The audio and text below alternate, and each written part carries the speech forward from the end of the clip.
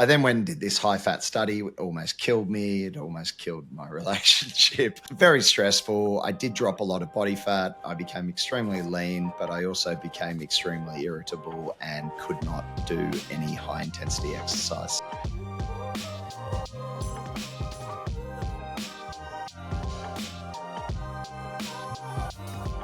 Welcome to Fuel In Sessions, the podcast that dives into the science of fueling smarter and performing better. Powered by Fuel In, the AI-driven nutrition app for endurance athletes. We're here to share expert insights, training tips, and strategies to help you fuel your best and reach your peak performance. I'm Scott Tyndall, Chief Nutrition Officer of Fuel In, and today I'm joined by our Chief Performance Officer, Jan Frodeno. Jan, how are you, mate?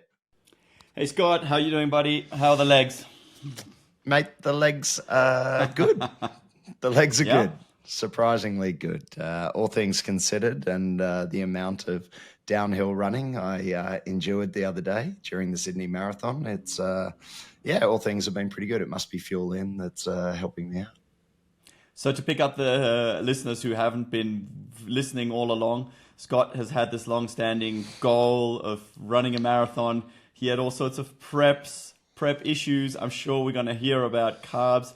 I have a feeling we're going to hear a lot, take this from me, of excuses for today already, why it was maybe just a touch over where it could have been. Anyways, I look forward to diving in and hearing all about your marathon experience. Let's put it this way. Another race down and another safe pastrami sandwich, because I know this is an ongoing joke, but I get so many people come at the Sydney Marathon, people coming up going, "Are you ever going to get the sandwich?" And I'm like, "What?" And they're like, "Jan, you got to go under 3 hours, and do you reckon you'll get it?" And I'm like, "Hell yeah, I'm going to get it. It's just, this isn't a very good course to do it." But anyway, and there you go. Excuse number one, ding, for everybody who's counting. I do want to clarify, when I do go under 3 hours, you are paying for the flight to get to New York to have this sandwich. Is that correct? Am I really? I thought the guy who gets it has to shout. So I used to have this bet with Sebastian Kienle, right? That whoever wins the race has to... Hang on, how was it? Yeah. I'm pretty sure the loser pays. No. The winner has to invite the other guy to dinner. That's how it worked. I'm pretty sure. We spun this like to an nth degree at one stage, and we were thinking about like upping the ante and going like for like a fancy watch or something like that, because we were both going through a stage of collecting watches, and we thought that might escalate a bit considering triathlon prize money, but under 3 hours is the goal that you've set. And Katz's Deli, a long-standing institution in New York, is what we're talking about. It's something that for some reason or other Scott and I have thought about many times. Probably the algorithm has led us that way over the years.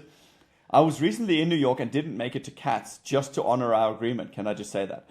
Okay, and I did the same when I went to New York Marathon. I said, "You know what, Mel? I can't do this.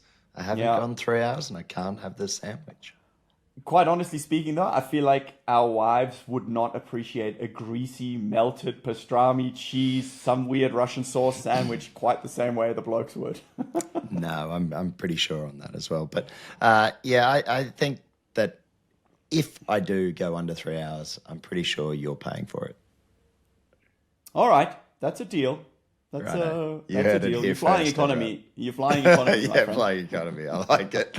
I'll take what I can get. Mate, I've been reading your newsletter. I very much appreciate your words of wisdom. I think it's very well written. I think I did question whether you were actually writing it at one point in time, and you wholeheartedly assured me. You wholeheartedly assured me that you were. And I saw one the other day, which I really liked. And I'm just going to read a quote from your newsletter. And if people out there aren't subscribing to Jan's newsletter, I definitely recommend. It's an easy read. So here we go. When you're not chasing anything, the days blur. Exercise becomes directionless, productive, maybe, but often just scratching an itch. Lock in a date, a location, a distance well outside your current comfort zone, and suddenly everything sharpens. Your mornings have direction, your decisions tighten. That late night dessert, the skip session, the maybe tomorrow excuse, they all meet resistance from something bigger. I loved it, and it really resonated with me. And I think it pretty much has summed up the last 3 years of trying to be an endurance athlete, if I could call myself that, and trying to get there. What inspired you to write that? I always write about things that are currently going on in life. And the thing for me is obviously that I now have the luxury of distance and space, which I never did, right? When you're in the jungle of training and you're 40 hours deep, I honestly can tell you there are no deep thoughts coming, hence why you probably thought I didn't write this newsletter myself. But the truth be told is that this I wrote somewhere around the time when I signed up for UTMB. So I couldn't run for almost 2 years due to old injuries. I mean, it was a bit here and there. I'd go for a trot, but genuinely this would be like single-digit runs in 2024. And setting the goal of the UTMB, which then fell short because I didn't know about qualification criteria and all these kinds of things, it got me into gear. It was already enough.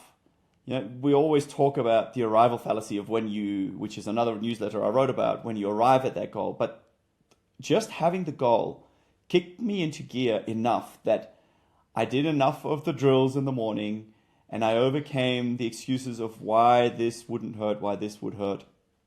And I've started running again, and I love it. Like, it's great. I'm running maybe 5 times a week at the moment. Nothing crazy, no huge mileage. I've tried a few trail runs, explored my new backyard in a whole different way, and it really just helped me rediscover the joy of running, which, you know, I think a lot of us, you look at Sydney Marathon, you know, it's all about specs, it's all about perfection, and everybody's complaining that there's 5 meters too much elevation in it.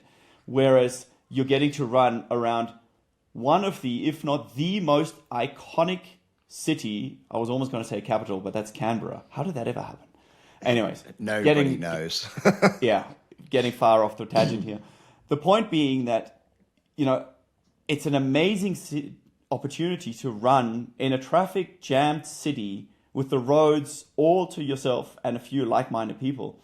And that is really what this tiny goal that existed for all of 3 days until they told me, hey, buddy, you better get your act together. You can't just show up here.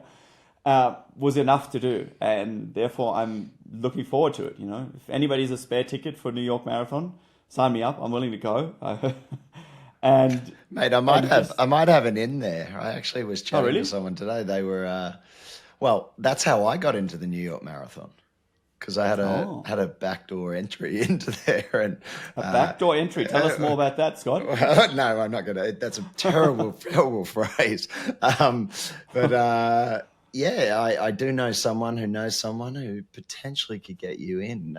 I have already potentially utilized that link for a friend, but I'm sure if I said Jan Frodeno needs to get in, run the New York Marathon, I'm sure things might Very happen. mysterious. You'll hear it here on Fuel In First as well. But mate, tell us more about your experience. I'm quite keen, quite intrigued also. We've talked about marathon for a long time. I know it's been this dooming cloud.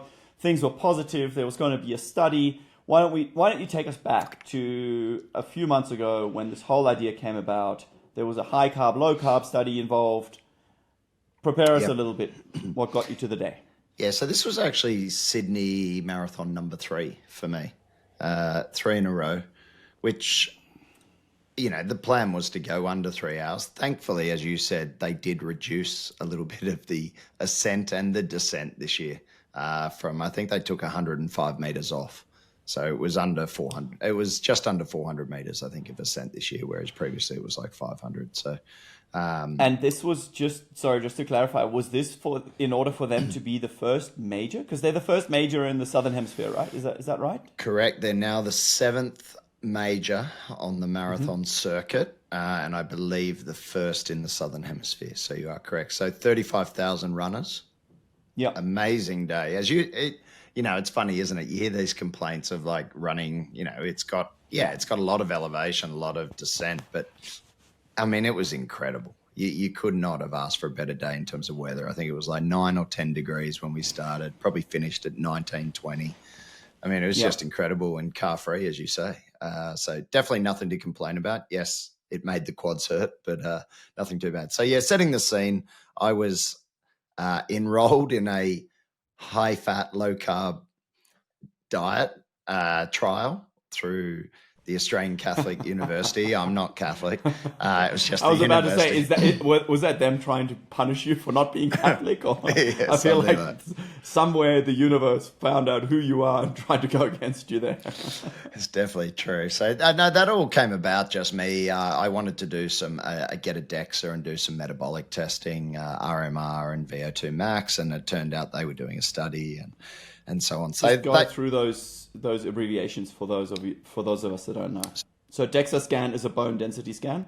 Well, bone density and body composition. So you can do it typically for older people. They'll do a DEXA scan and they'll look at bone mineral density on its own. You can also get it's just a different program and a request where you can get your body composition assessed. So fat mass, fat-free mass, and percentage of body fat. They can look at that as well and start to give you, and some other ratios. And so it can give you an indication of body composition plus your bone mineral density in relation to your gender and your age group, which is, it's useful. And I try and get one of those done every year just to keep track of, how I'm sort of trending over time.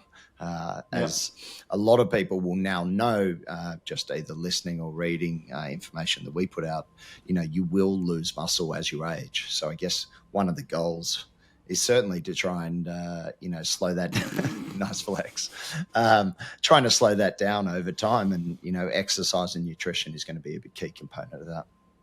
The RMR is your resting metabolic rate. So that gives an indication of the amount of calories that you would require to survive or live if you were just lying down on a couch all day. And then a VO2 max is the maximum amount of oxygen consumption and CO2 production that you can do, which gives an indication of sort of your capacity or your overall fitness. And again, that's linked to obviously athletic performance, but more recently, a lot more research has come out that VO2 is one of the strongest measures for how long you're potentially going to live. So it is a marker of longevity. Okay, so VO2 max, basically your engine size, right? Pretty much. Threshold is how much you can get out of it. And just thinking on RMR, the thing that came to mind as you were saying, as you lie on the couch, and you said in the DEXA scan, you lose muscle over time. I would assume a higher muscular mass would increase your RMR. Is that correct? So basically, if you look at resilience studies and all these kind of things, it's not the biggest guys, the strongest guys that survive, but rather the smaller ones because they need less energy. Potentially. Look, I mean, muscle mass obviously will contribute to a slightly increased, resting metabolic rate. It's not as significant as made out in social media. Probably the biggest gains or the biggest positives you can take away from having more muscle mass is that it would likely reduce fragility in later life. So the chances of falling over and breaking a hip are reduced as you've got stronger legs, for instance. So, okay, and then staying on RMR though, just for a second, how would you influence that? Because I always thought if you go and you build up muscle mass, you're basically burning more fat in your sleep. Yeah, it's not quite as simple as that. Influencing your RMR is, you can offset it slightly, but it's pretty much going to be what it is. The heavier you are, and a heavier individual with just more body mass will have a higher RMR. So as someone loses body fat and they become lighter, there has to be a shift in their RMR, it actually reduces over time. So this is why you can't continue to eat the same amount as you drop weight.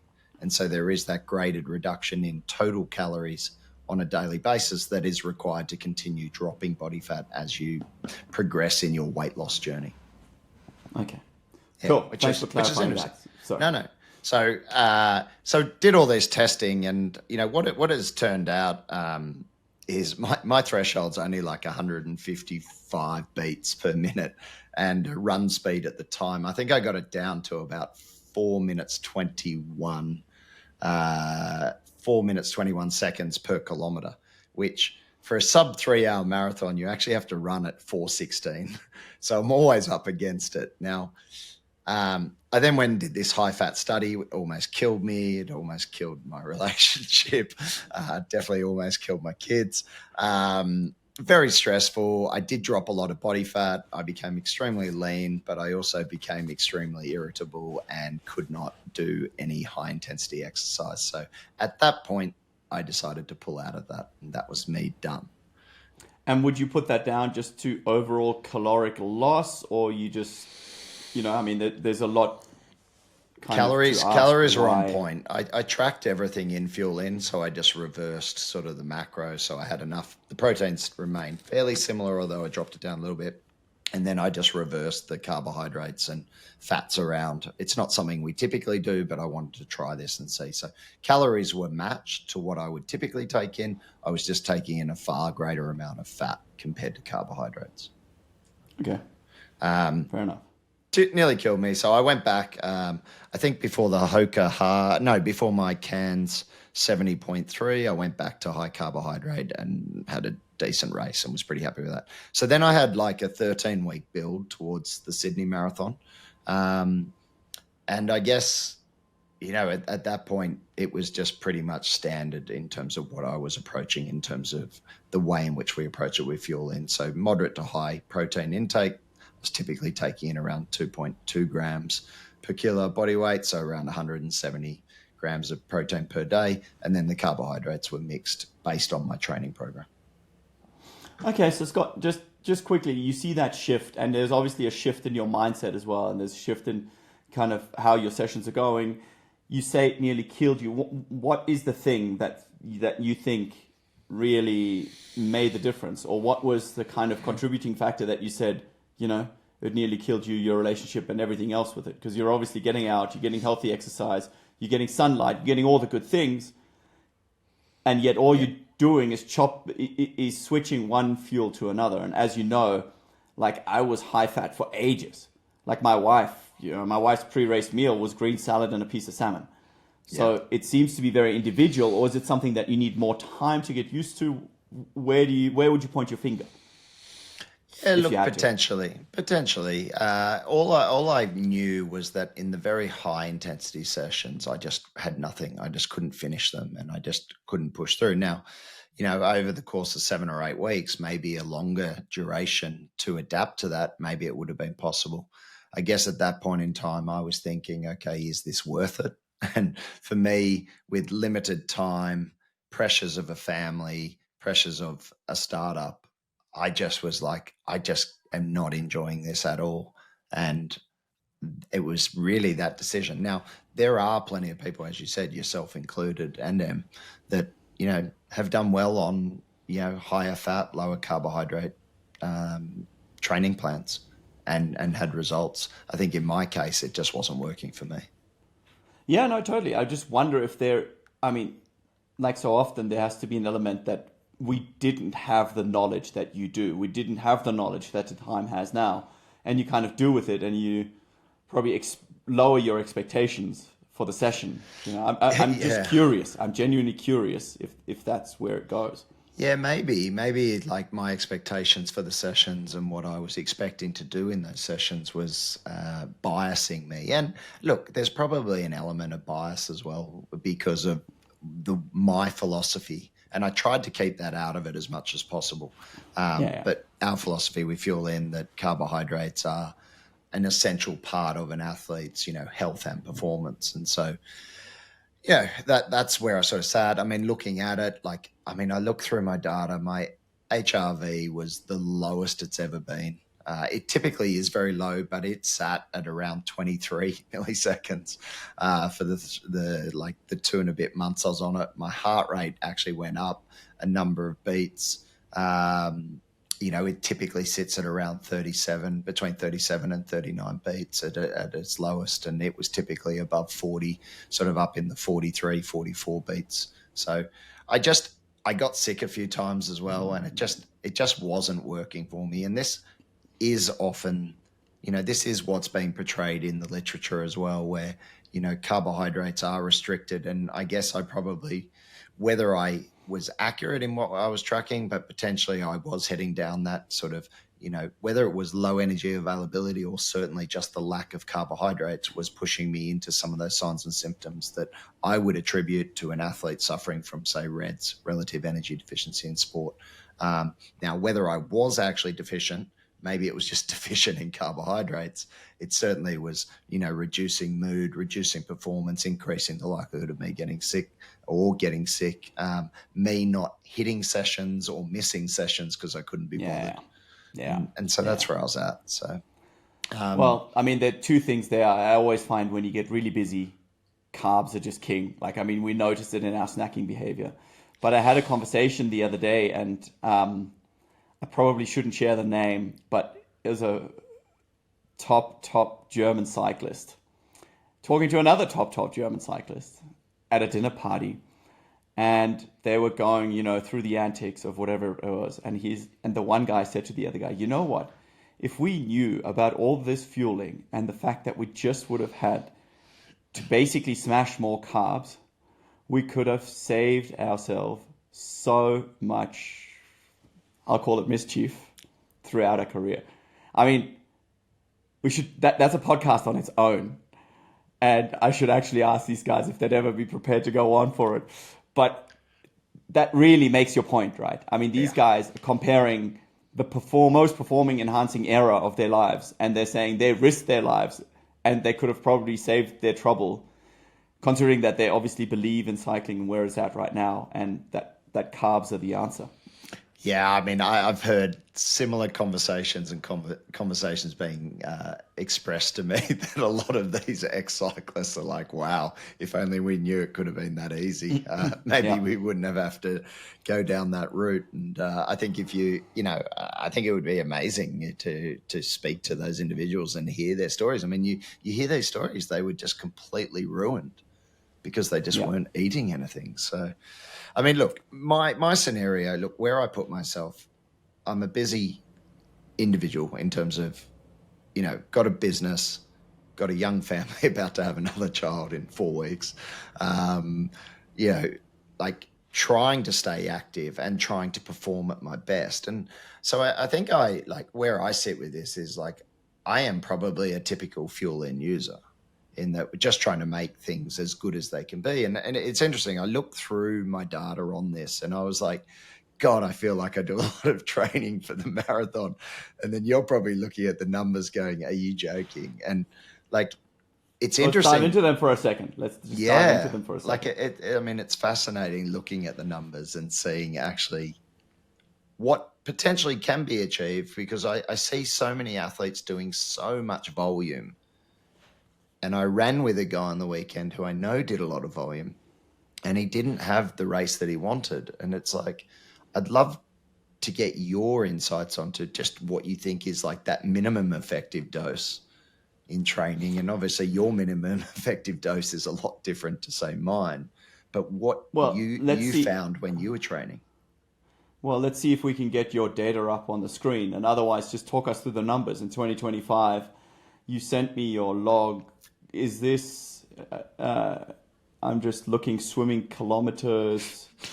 Don't worry about swimming. Swimming's total. Is that a total for the year? 7.5 Ks. No, 13 weeks. These are all based over 13 weeks in a 13-week build. But yes, that was 13 weeks. You do one large session. An average swim kilometer per week, 585 meters. Yeah. Scott, yes, I can tell you that did not contribute. In fact, that made you just tired, because it means you spend a lot of time going to the pool, wasting your time, and coming back. Okay, so swimming we'll discard. 616 Ks on the bike. Yeah, that was in 2025. Significantly more. Yeah, that's significantly more than in any of your other builds. Is that because of your 70.3 prep, or did you feel injured, or what was the reasoning behind that? No, this was really interesting. So I was listening, I think Matt Dixon, I was listening to something he was talking about. And then I actually, It's a good guy. I self-coached myself in 2024 for the marathon. Like I'd read something and I was like, right, I'm going to try this program. And it was 3 days a week. First day was, you know, at race pace from word go. And it was building up from, say, 25 minutes all the way up to, I think, about an hour and a half at race pace. Wednesdays was the intervals. I remember talking to you about intervals. I was doing 800s. You were suggesting 200s and 400s. And then the Saturday long run was just a progressive zone 2 run with then progressive race pace at the end. So I didn't do really any bike at all. Now, come 2025, I I had a coach, and in line with what Dixon was saying, yes, Schoenherr, he is based in Austria, and fantastic Schoenherr. guy. Yeah, Schoenherr. He helped me, and I did a lot more biking focus, and I think this had a huge impact on me in terms of just being able to train on the days I wasn't running and actually maintain or increase just cardiovascular fitness. So, yeah, I mean, it was 4 times the actual distance, I think, than from 2024 to 25. However, and total hours, I mean, you look at it there, I mean, it still averaged only 1.5 hours a week, 1.5 hours a week. It wasn't a lot, but it certainly made a difference just in terms of schedule. And I think, it certainly seemed to make a difference in terms of the ability to run and continue running. Okay, makes sense. All right. So let's take your biking. So basically, if I look at the numbers, 24 to 25, you did one extra run session. Is that right? Per week. So it says average run Ks per week 34 versus 44, and your average run was 12K. So that's Yeah, one so extra session.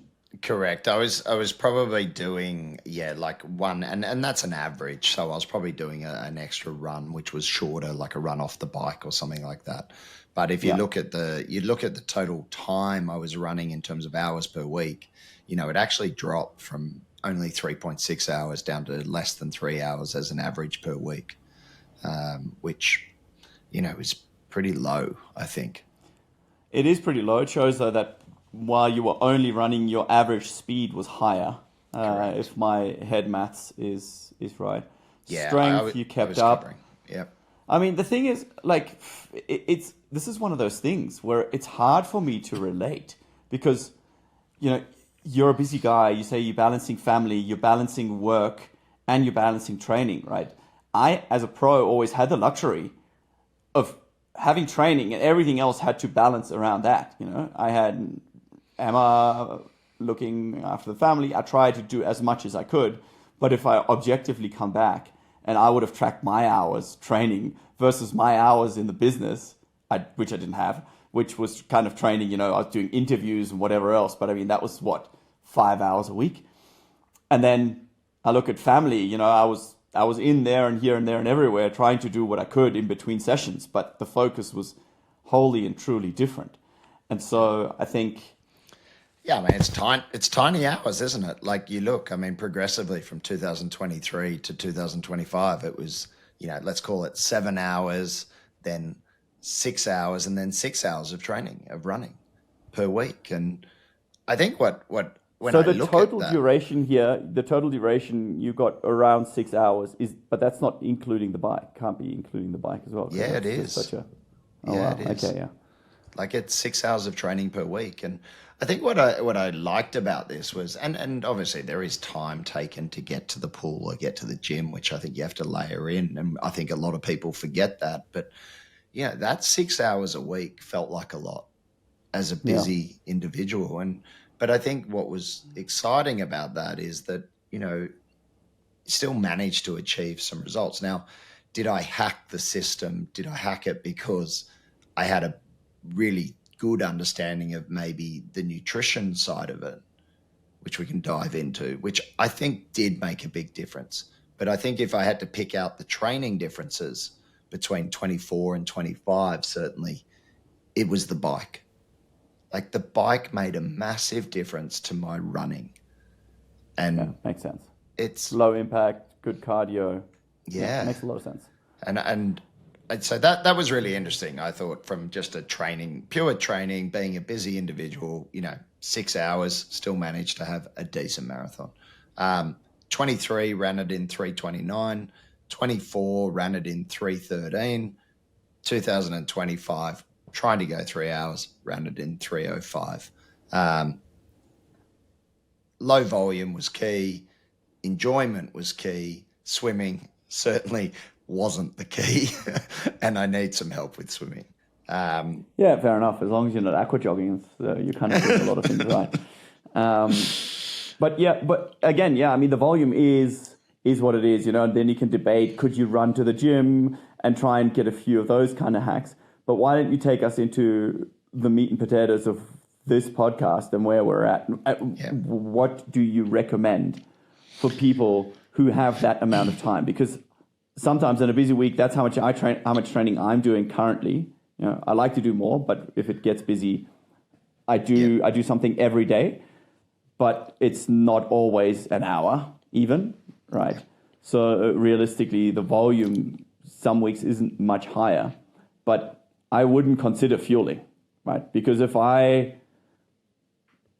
coming into my old habits, if I train that little, which is a question of perspective, I totally get it. Like, I'm like, well, but why would I eat? Like, then I just, take away the pleasure of having a meal on a plate. Yeah. And I'm still so weight conscious. Do you mean eat in the sessions? Yes. Yeah. Okay, cool. Yeah. Right. Because I'm so weight conscious, like my hack is still, I only drink black coffee and I only drink water.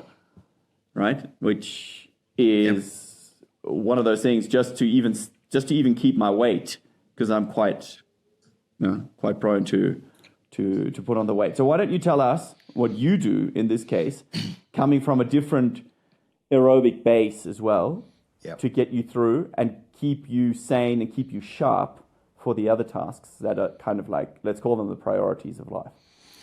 So you were ringing in my head for quite a lot of this, and I'll tell you why. Because that whole, is it 10 seconds per 10 seconds per 10 Ks per kilogram? Is that that was the old school maths. Is that 10 seconds or 30 seconds? 30 seconds per kilogram of body weight. That's what they used to say. Yeah. And like the early 2000s, that was the formula. So I'll give you this. So I've got that in my head, courtesy of Jan Frodeno. 30 seconds per 10K per kilometer. So I'm thinking, right, I've got to get down to 78, 79 kilos to drop off, those extra minutes. Man, I have made this mistake so many times. You should have called me. I have made this mistake countless times. So I'm sitting there going, right, I can do this. I can get down. And then I'm thinking, I'm trying to find the new Puma. There's a new Puma shoe, which they claim knocks 10 minutes off your marathon. So I'm like, okay. I thought it's Adidas. This, well, I wore the Adidas. They just brought Isn't this the fancy new shoe that they've... Oh, okay. Yeah. I wore that one. But anyway, the Puma one is meant to knock off 10 minutes, meant to be the fastest. And I was all right, that's 10 minutes off. Okay. Then I just need to knock 3 minutes off. How do I do that through kilograms? So I've got this bloody equation in my head going, right, I must be 79 kilos. Do you know what? At about 6 weeks out, I dropped it. And I said, you know what? This. I am going to eat and I'm going to feel really good. And we can bleep that out. But I was like, I've got to change the mentality. I tell all the athletes I'm fueling, don't get obsessed with being light. Practice what you preach, Scott. Be happy, and be happy being a weight. So I changed my focus on fueling, changed the settings. I went to a maintenance calorie plan, 81, 82 kilos. My God, it made a difference. Suddenly I'm bouncing out of bed. I'm feeling better. I'm hitting my sessions. I didn't miss any. I actually ended up racing at 84.5 kilos. So I was a lot heavier than what I'd anticipate. Now, that was after the carbohydrate. You went from Frodeno to Blumenfeld. Okay, so that was first part. That was a big part to get my mindset right. Don't focus so much on being light. You're doing this for enjoyment, Scott, first and foremost. You're not a professional athlete. Get over yourself. Yes, you want to go sub 3, but don't kill it. I then had my why. As a lot of people may or may not know, my eldest boy has a serious genetic condition. So whenever I wasn't finding it easy, if I couldn't get out of bed, we had a really cold winter for Australian standards. Didn't want to go to bed. It was pitch black. I just always say, do it for Jack. And during the run, I had a period of time where I was struggling and I was actually thinking of pulling out at about halfway because I'd literally just run my fastest 5K, 10K and half marathon in a marathon. And I was struggling and I was like, just do it for Jack, do it for Jack. So that was a big one. I didn't raise money for Jack in this. We are doing a much bigger charity push. His condition, when we look at genetic therapy and whatnot, it's going to probably cost around $4 or $5 million US. So we have set up a charity and we're going to do a much bigger, that's a big focus for the end of this year and next year that is sort of, that we're working towards. But that was my big why. Suboptimal prep was probably another thing that was pretty funny. I had a good mate's stag party or bucks party. Ding! 4 weeks out, there's an excuse. I had my mum's 75th wine tour in the Hunty Valley Ding! with my mum and sister. And then third excuse was Marathon Expo. I was standing on my feet for 12 hours a day for the 3 days leading in. Ding! I count 4 because you already brought in the excuse about the course. And I feel like I could count 5 because the shoes that you couldn't quite get and the other one that almost sounded like a good handful of excuses. So you've heard it from Scott. Dear Fuel and athletes, do as I say, don't do as I do. Exactly. So anyway, that was all there. But you know what? In the end, it comes back, I think, to, real world, real person, real life. And I was comfortable with it. That was fine. So then we come to the meat and potatoes, as you said, fuel in focus. What was the focus that I really did differently this year compared to the previous years? Carbs. I did a higher carb load and we're playing around with it. We've got a new algorithm that we will be releasing in Fuel In. Dr. Alan McCubbin and myself have been working on this for the past 12 months. It's a world's first, put it that way. The amount of data inputs that you're going to be putting in and that you're going to be using, and it's going to be so much more accurate. And what it's going to do is cover those outliers, especially the very light athlete who's extremely gifted and produces a hell of a lot of power and goes very fast, or maybe that heavier individual who maybe isn't as good and actually has lower athletic ability at the time they join. It's going to cover those outliers. So I actually went up in sort of the 10 or 11 grams per kilogram, whereas typically I would be doing 8 grams per kilo. So that was nice. I think I did consume the day before 12 cups of boiled rice, not quite the 15 that you do, Jan, but it is a lot of rice. And everyone at the expo was like, what are you eating and how much rice are you actually getting through? So it was sort of, again, practice what I preach. It was good. So that was the big thing. Carbs, higher carb load, tick. Creatine, I stayed on it, 5 grams per day. Yes, it may have contributed a little bit to my weight loss, but I feel better on creatine monohydrate. So I kept that going. Did you see that recent interview? I think it was Diary of a CEO, and one of the scientists was on there talking to up creatine to like 25 grams per day. Seemed outrageous. Yeah, there's a lot of talk of creatine and people are getting a little excited. There's a couple of studies with some Alzheimer's patients and they took 20 grams a day and it had a very small impact on some of the practical outcomes. Some other exciting mice studies, but again, humans aren't mice. For time being, 5 grams a day would be the general recommendation. If you are a heavier athlete, maybe 10 grams a day.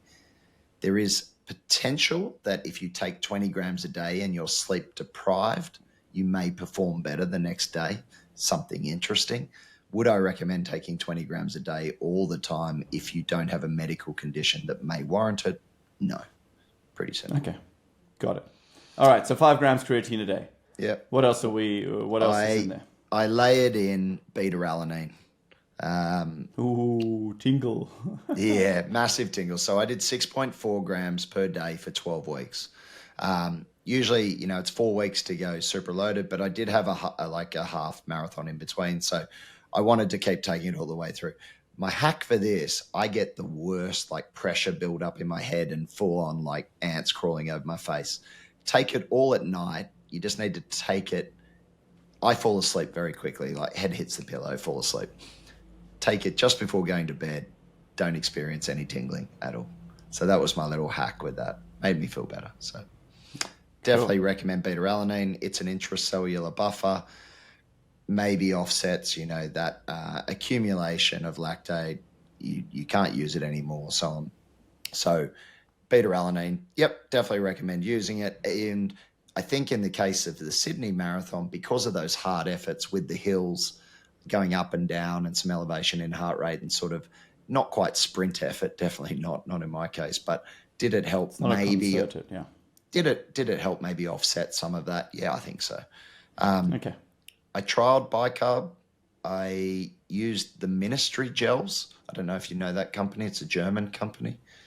Yeah, I've heard of them. I think Sebastian Thiele was Sebi was their athlete rep for a while. I think they're pushing quite hard. They're all kind of like, is it vegan or organic or something? Natural, vegan, vegetarian. So they have a bicarb gel, which, my God, you would never take during a race. Otherwise, you would vomit horrendously. However, and I don't think it's intended to be used during sessions, but what I did is I tried using it and actually ended up running my fastest 5K using that as an offset.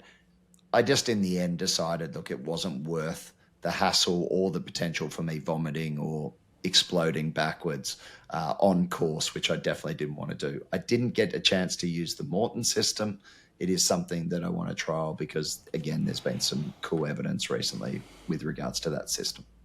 Well, the whole point is that it makes it more digestible, right? That's the whole philosophy around Morton. Like, I get that all these products and all these companies are very similar, but the whole thing about encapsulating it into a gel, a genuine gel, not just a syrup, is what makes Morton specific. Anyways.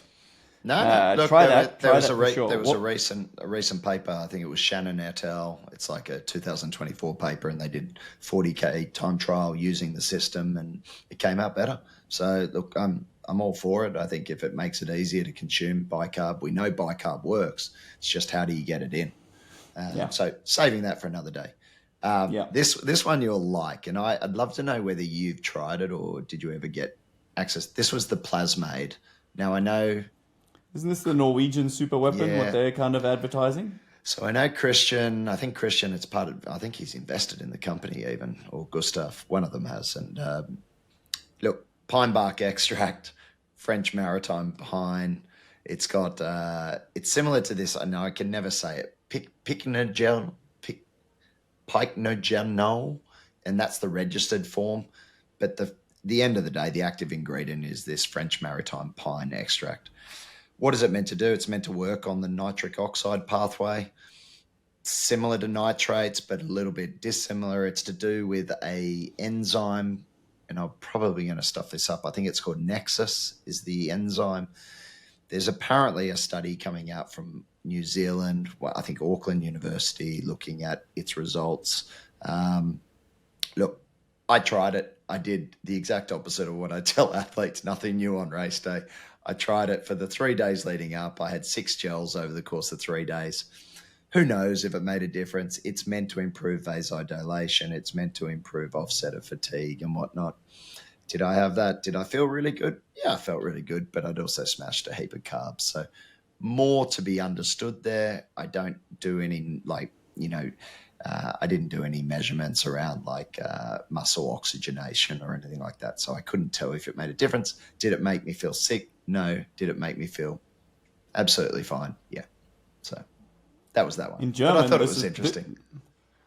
In German, this is what we call saddling the horse from behind.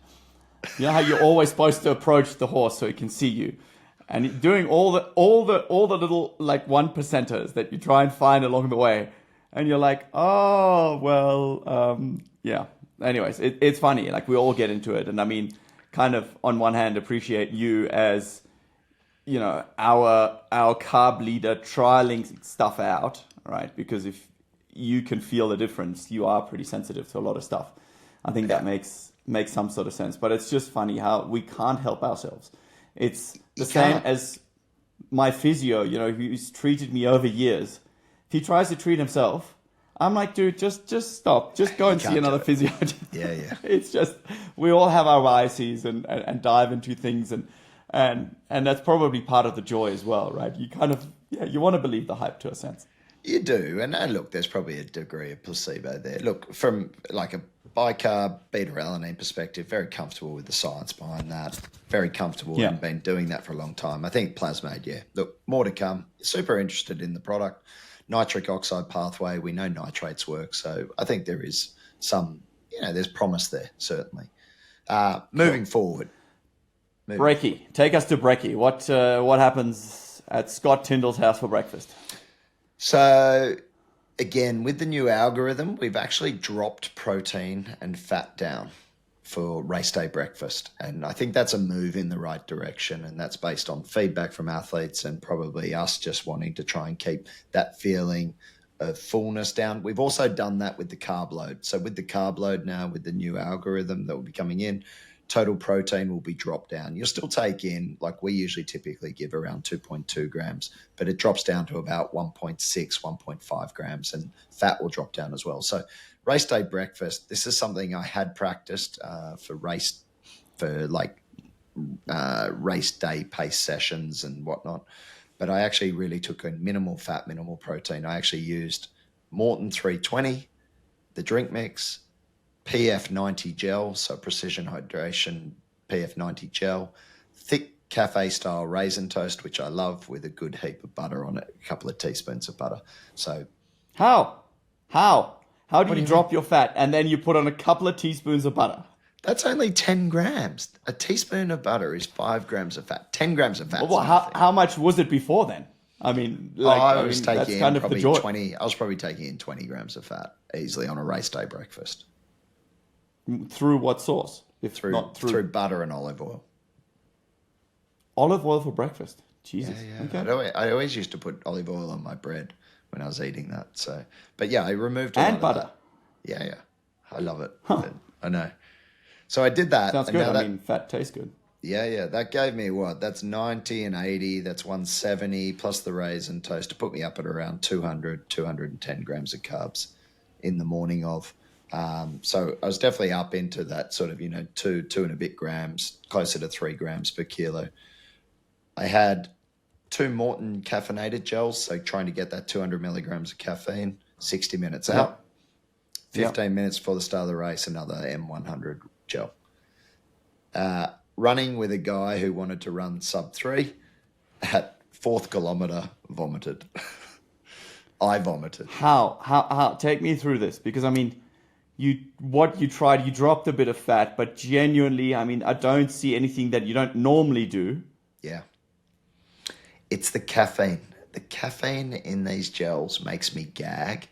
And when you get that, like, just at the back of the throat, it just started hitting me, and I couldn't clear my throat. When you're trying to spit when you're running, and I just couldn't, and then it just came up. It wasn't a big vomit. It wasn't like Christian's at Kona last year or anything like that. Like, nothing as extravagant as that. But I did feel sorry. You take caffeine every time. This is nothing new. Since day one that I've been working with you, you've told me. But it double makes shot me of caffeine. Yeah, but you do this for every other race. In coffee and things like that, it doesn't impact me. It's just in the supplemental, the artificial form of caffeine. So I need to get my head around it. But you've done this before, or is this the first time as well that you've done this? No, I've done this heaps, but every time it makes me gag. Oh, okay. Yeah. So there you go. Sucker for pain. Yeah, it's one of those really annoying things. So that was race day breakfast. So total carb intake again was higher leading in. Did it potentially have some negative? Did I go a bit too high? Maybe. I think the Morton, I did drink a little bit of just water before going out, and I felt a little bit too much, maybe, potentially, just sitting in my stomach with the liquid. Okay. So that was that. Moving on. Yeah, what did you take during the race?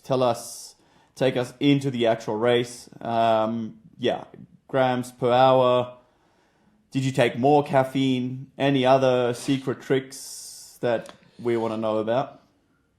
Definitely was higher again. 2023, 60 grams an hour. 2024, 60 to 70 grams an hour. New York, I stuffed up. I just completely messed up and didn't consume enough water or carbs. Sydney averaged over 100 grams an hour, which is a lot. Like, it is a fair lot. bit, yeah. It is a lot. That's a lot. Do I feel better with higher amounts of carbs? Yeah, I do. I ran with a bottle.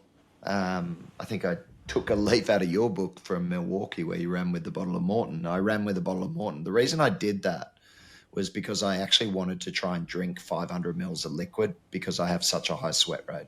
So that was sort of my like reasoning to carry the drink mix. I can drink that Morton drink mix very easily and just sip on that. The 320 or 160? 320. So I took in 80 grams in that 500 ml bottle, which was great. And then I had an M160 gel. So that's another, no, not in the first hour. I just had a normal M100 gel. That took me up to 105. And then I was using M160 gels and P90 gels just to get up around that 105 grams, which was, it worked. Okay. Any more caffeine?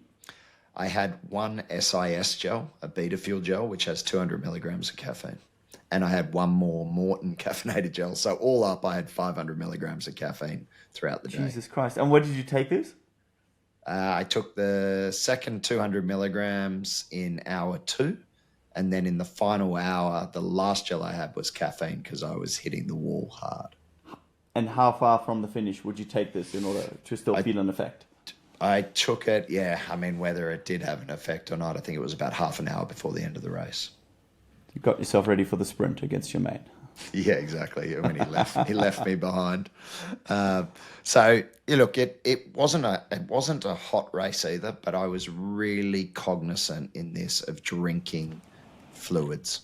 Every aid station went through, tried to grab a couple of cups of water, just because I know my sweat rate is so high. Because maybe it's just because I'm a bit heavier. Out of interest, what is your sweat rate? 1.6 liters per hour in those temperatures. Jeez. So I'm never getting that amount in. Like even in the first hour, I drank 500 mils of Morton and then probably a few hundred mils of water. So I'm always up against it. So any hot race, I'm really struggling. Okay. Well, there we go. That does indeed sound like, something that I would have otherwise considered ridiculously high amounts of fuels, but considering, for one, the trajectory you've got over 3 years, you speak, okay, some of it would be like near perfect conditions, improved race shoes, all that kind of stuff. But I mean, there's a significant amount of improvement there. And that does seem like, as much as I don't like to use the word hack, because I feel like it's a very conscious practice. Same. It's something you're very strongly involved in. You're not just sort of taking a shortcut. You're kind of just reaping what you sowed through your knowledge and through your expertise. And I think that's I don't like to use the word hack. I think it's a terrible word. It's not a hack, but what I did was leverage, I guess, the knowledge and information and even like the practical experience we're working with athletes like yourself and other pros and what they do. And it's like, okay, I know I'm not there, but what can I do based on the total training volume that I have at my disposal? How can I maximize that? And I think that was the key element here. And I think that's what we do really well with Fuel In, because I didn't have to think about what am I eating on a daily basis? What do I eat before the session? So most of my sessions as well, were not fueled 100% because I just didn't have the training volume. And Fuel In, like in that sense, it's not going to give me in-session fuel for a run less than 60 minutes or 70 minutes. I was pretty much only fueling one session a week, which was my longer run as it started to do that. And that's where I was using race fueling as that's where I practiced that, which was always on the weekends. Otherwise, pretty much every bike session and every run session was not fueled. I might have something beforehand because it would give me a red snack, a low carbohydrate snack, but I wouldn't necessarily be eating something during those training sessions. And so I definitely subscribe to your thought process, and that is a thought process that is guided by science based on the duration, regardless of the intensity of the session. I love it, Scott. Having a look at the watch, you've got family duties to attend. I've got an exciting bike test to attend. We've talked so much about science and we've talked so much about the protocols. I want to finish this off as the master of nutrition. Why don't you take us down to the reality? Take us through your post-recovery, because please tell me it wasn't the whey shake with spirulina and soy milk. What was going on in your post-recovery? At the post-recovery, well, to be fair, I did practice what I preach. I have gone on this protocol, I've gone down a little bit of a rabbit hole with like trying to optimize post-race recovery with the pros that I'm currently working with. So I did do it. I packed it the night before. I told Mel, please bring this. So it was a shake. It had 50 grams of protein, 20 grams of creatine, 2,000 milligrams of cherry active concentrate, and I dumped 170 grams of carbs in it, which was Morton and Precision. And I drank that. I drank that within an hour of finishing. There you go. Take your 35-week pregnant wife as a mule to bring your nutrition. Hi, honey. Just before all of this kicks off, let's make this about you bringing me my recovery. Yeah. And that's pretty much what she said to me. Just the festival of Scott continues. So, yes. However, after that, yes, it did become very real. What did I have? I think I had a very strong flat white because I just needed a little extra caffeine because we were finished at 9:30 in the morning. And then it moved into, I did have 2 pints of a lovely beer called Stone and Wood. I had a Tommy's margarita. I had a cheeseburger and fries. I got home. I did 20 minutes of active cycling on the bike because I thought, you know what, this is going to make my legs feel a lot better because there was a lot of eccentric damage. And then Mel, she ordered a pizza that night, so we had a pizza. And then to top it off, I smashed my omega-3s thinking, well, this will make me better. Great. Wash down your pizza with some omega-3s. You heard it here first. I was always of the belief that you do one or the other. You do a margarita and beer and pizza load or the high kind of scientific load. But lots helps lots. I like to blend, Scott, mate. I like to blend. Keep it real. I like it. Keep it real and enjoy it. All right, my friend. Well, thanks a lot for this. The little insights. I did enjoy it. And yeah, it sounds like you've recovered well. It's only a few days after the race, so something's working. Something's working, mate. I'm not quite there yet. I'm qualified for Boston, so that's good. I don't know if Boston's the sub 3 hour route either, but you know, you got to give it a shot. There's not going to be any more excuses. I am going to get this. So I look forward to it, mate. Look, always enjoyable chatting to you. I look forward to hearing what your next challenge is and whether we can get you into New York or something even bigger. We'll figure it out. Thanks, Scott. Really appreciate it. Go look after your carb and protein mule. And all the best to the fam. Cheers, bud. Speak to you soon. So long. Bye.